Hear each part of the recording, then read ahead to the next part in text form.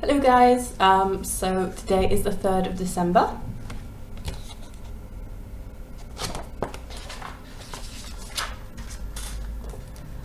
Like running before the wind, or like rushing down a moving staircase. Joachim woke up early on the morning of the 3rd of December. The Donald Duck clock that hung above his desk said 7:15, so there was still half an hour to go until Mama and Papa's usual waking time. He remembered that he dreamt about something strange, but he was not quite sure what. It had been something to do with the angel Ethereal and the lamb. He pulled himself up in bed and peered up at the magic advent calendar. At the top of the picture, several angels were floating down through the clouds and the sky. One of them was blowing a trumpet. That was to wake up all the sheep and the shepherds, of course. Joachim imagined that the angel on the right of the picture must be Ethereal. He was just as Joachim had thought Ethereal might look, and was smiling at Joachim, raising an arm as if he was trying to wave to him. The angel seemed clearer than yesterday. Joachim got to his feet on the bed and opened the door with the number 3 on it. He saw a tiny little picture of a vintage car. He had seen that kind of old car once when he went to the Technical Museum with Grandpa. Joachim didn't understand what a vintage car could have to do with Christmas, but then he picked up the little piece of paper that had fallen out of the calendar and down onto his pillow. He snuggled down under the duvet and read what was written on the sheet. The second sheep. Elizabeth and the angel Ethereal ran on after the lamb. Soon they had left the wood behind and were going down a narrow country lane. In the distance, thick smoke was rising from some tall factory chimneys. "There's a town," said Elizabeth. "That's Halden," explained the angel. "We're quite close to Sweden." Suddenly they heard a clatter right behind them. Elizabeth turned and saw an old car driving towards them. Driving in the car was a man with a hat and coat and a black beard, who looked a bit like the picture of great-grandpa on the mantelpiece at home. As he passed, the man sounded the horn and doffed his hat. "That car must be terribly old," exclaimed Elizabeth. "On the contrary, I think it was probably brand new," said Ethereal. "I always thought angels were much cleverer than humans, but you don't seem to know much about cars," said Elizabeth, sighing in frustration.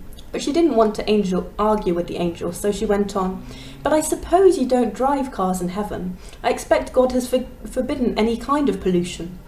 Ethereal tried to hide a laugh. He pointed to a pile of logs. "Sit down here," he said. "You deserve a short rest, and there's something important I have to tell you about our journey to Bethlehem." Elizabeth sat down and looked at the angel. "Don't you get tired too?" she asked. The angel shook his head. "No, angels don't get tired. We're not made of flesh and blood. It's flesh and blood that get tired." Elizabeth felt a bit embarrassed. Of course angels didn't get tired.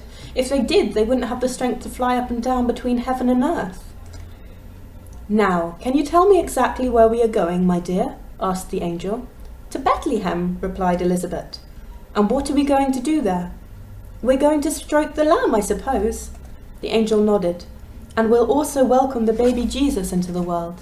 He was called God's lamb because he was just as kind and as innocent as the little lamb's fleece is soft.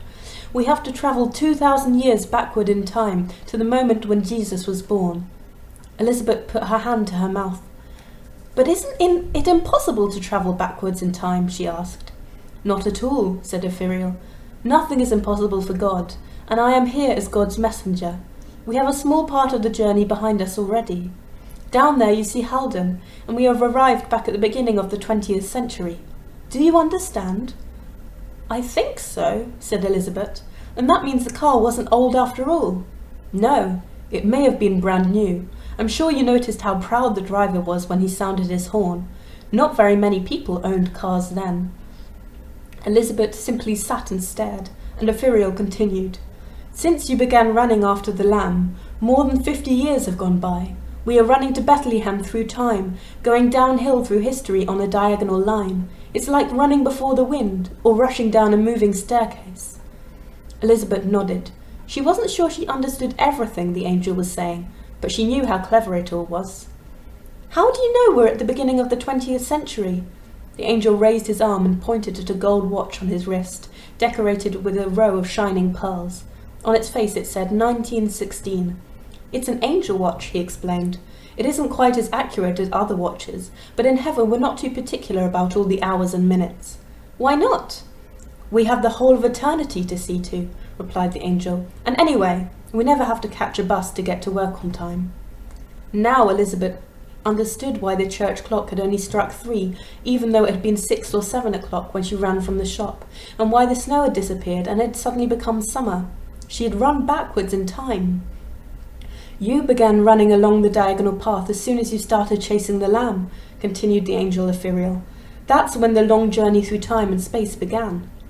Another car approached them from the opposite direction, leaving a cloud of dust and sand behind that made Elizabeth cough.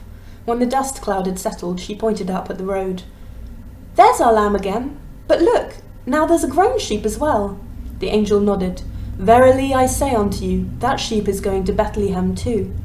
With that they began to run. When Elizabeth and Ethereal had caught up with the lamb and the sheep, both of them bounded on as well. "Lambkin! Lambkin!" coaxed Elizabeth, but the lamb and the sheep would not be coaxed into standing still.